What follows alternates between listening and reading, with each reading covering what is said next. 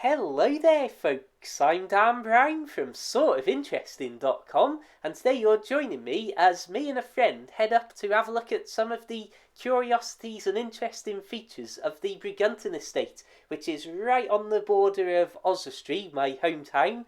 And again, I suppose the first thing we've got to stop and look at is Brigunton Hall itself. Although I want the majority of this video to be looking at the old farm buildings and things like Brigunton Castle and the Swiss Cottage. A lot of features that there's a lot of people from Oswestry who don't know they exist, even though it's literally just right there on the edge of town, I suppose. But as you can see, Brigunton Hall itself is in a very sad state, and what an absolutely magnificent building this must have been in its heyday. And now you can see it's boarded up, and as we move around the corner in a second, you'll see even just the exterior walls are crumbling, and again, it's a very sad situation. And as this has got a very uncertain future with different builders getting involved, and then it goes up for sale, and again, you can imagine the amount of money if you wanted to try and restore a place like this. So who knows what's actually going to happen with the building itself. But really, I just like, if you're familiar with my videos and have tuned in for a while, you'll know that I absolutely love history and am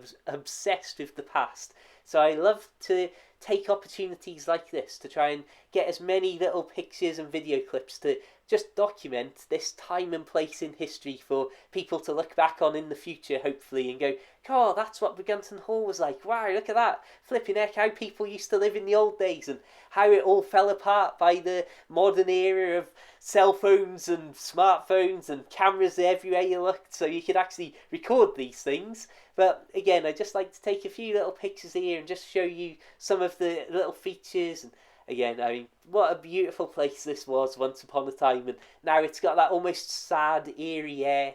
You can see that the path that used to run straight through has been redirected slightly, so you now go around the outside of the buildings rather than straight through the two main pieces. And again, you can see there's a lot of paths here, so we're following Oswald's Trail and a part of the Shropshire Way as we go up through here. A little bit of scenery there for anybody who's not interested in old buildings and stuff. But prepare yourself for this.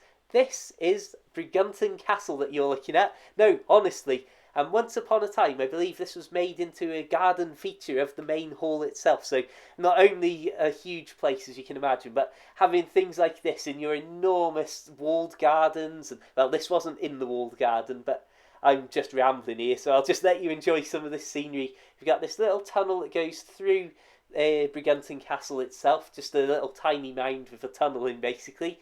Then on the other side, you've got this little lake here. We're watching a heron flying over the lake, and that building you just saw was the Swiss Cottage, which is a well-known place, sort of with a lot of older people in Oswestry, I suppose. And again, my granddad's got all sorts of stories of coming here as a kid and playing in the water, and well, it's just all coming down to what I say. I love to try and get little clips of this sort of the thing, as it might not be here for very much longer. It might be here for another 100 years. Who knows?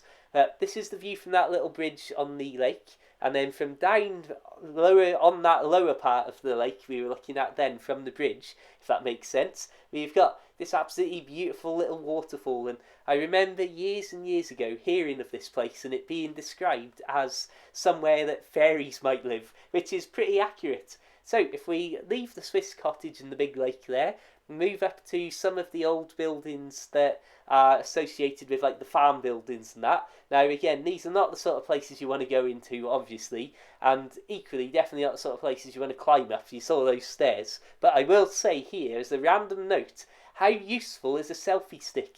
Not for taking pictures of yourself as it's intended, but as almost a periscope to look up and around places, as I thought that was actually a genius use. And I will be seeing if I can extend the selfie stick even further than just the extra lengths that they go to. So yeah, I just thought I'd throw in a few photos here. I'll leave a link in the description to another video looking at some of these old buildings, and these photos you're watching or looking at now are photos from last time I was up here walking down. And again, I mean, this is all just on the doorstep, and ultimately this is the tragedy, that this is quite literally history that's rotting away in front of our eyes, that will soon be lost forever, that if we don't enjoy it now and make the most of it to record it at these moments, then that's it. It's game over and nobody will know what was here. Anyway, I thought we'd end on a clip of my helicopter team coming to take us off on another adventure. I wish. And just say thanks for watching. Check out my other videos for loads more like this from the great outdoors. Check the links in the description to loads more stuff that might be of interest. But until the next time, keep it boot worthy, keep it interesting, and of course, farewell.